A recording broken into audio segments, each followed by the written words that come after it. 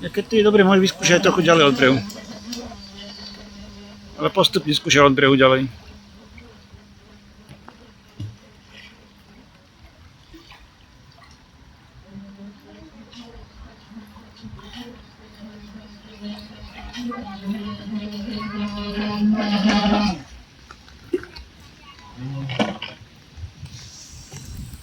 Daj mi piatočku.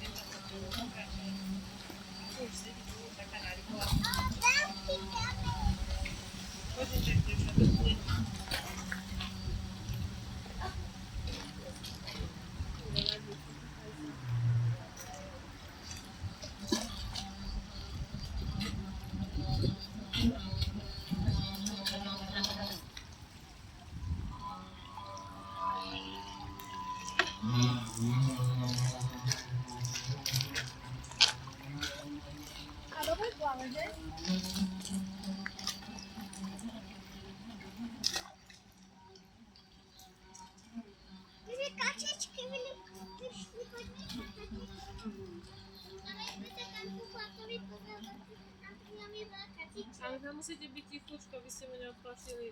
Do potišku tam poďte a potišku sa vráte, dobre? Boli by sa všetkého zla. Pustite, aby sa tam nerobte hluk.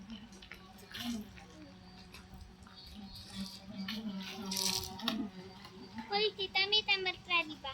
No. Ideme házať kamene.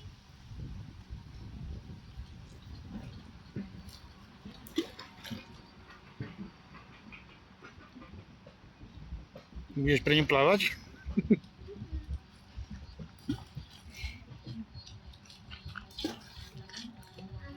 Je tu to šupu, musíš vidieť.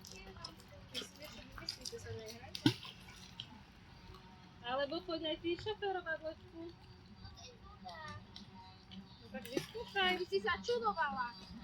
Víš, aká je to zábava?